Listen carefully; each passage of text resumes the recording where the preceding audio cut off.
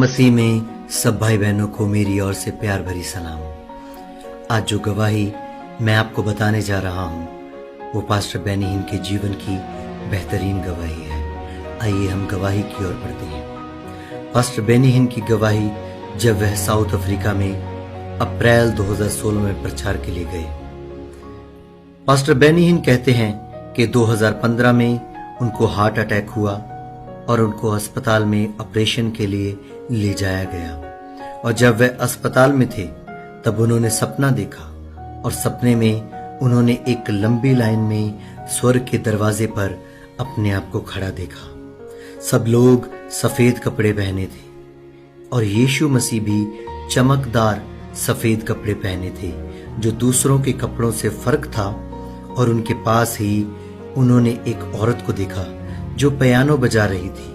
जिसको स्वर्ग में लेना होता उसकी तरफ वह इशारा करते और खुशी के गीत बजाने लगते और स्वर्ग का दरवाजा अपने आप खुल जाता था। परंतु जिसके लिए प्रभु यीशु स्वर्ग में जाने के लिए मना करते उनके लिए एक खतरनाक संगीत की आवाज आती और दुष्ट आत्माएं आकर उसको नरक में ले जाती। जितने लोग उस लाइन में खड़े थे उनमें से 20% लोगों के लिए स्वर्ग का दरवाजा खुला।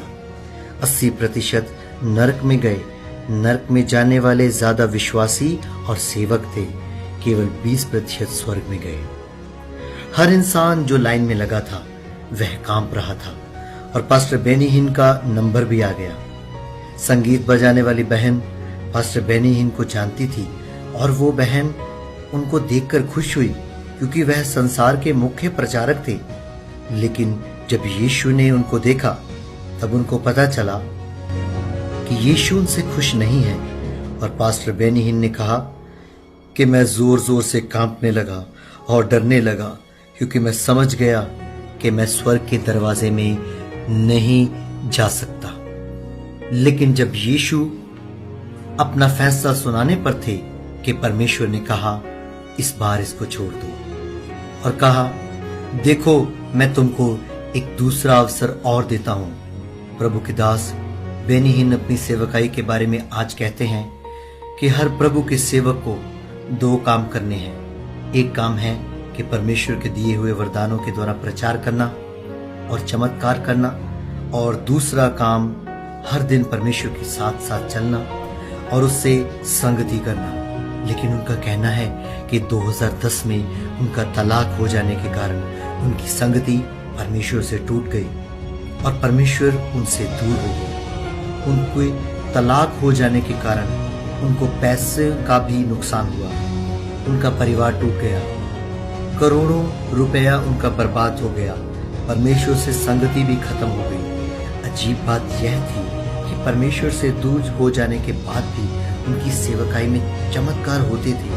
उनका कहना है कि प्रभु से दूर होने के बाद भी लोगों को ऐसा दिखाते थे जैसे कि प्रभु उनके साथ हो, परंतु यह सच्चाई नहीं थी। यह समझने वाली बात है कि चमत्कार तो होते रहेंगे चाहे आप परमेश्वर के साथ हो या ना हो, लेकिन स्वर्ग के दरवाजे में प्रवेश करना यह तो आपका जीवन परमेश्वर के साथ कैसा है इस पर आधारित है। आपका रिश्ता यीशु के द्वारा परमेश्वर के साथ ठीक होना चाहिए।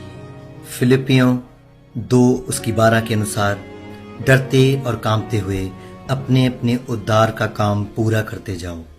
यह दूसरा अवसर परमेश्वर ने केवल पास्टर बेनी हिन को ही नहीं परंतु पूरे संसार की मसीह मंडलियों को दिया है। इससे पहले दरवाजा बंद हो जाए हमको उसकी दया से उसकी बाहों में रहकर स्वर्ग में जाने के लिए तैयार रहना है। समय बहुत कम है। यह सब बातें पास्टर बेनी हिन को परमेश्वर ने इसलिए बताए कि हम सब इस भेद को समझ लें।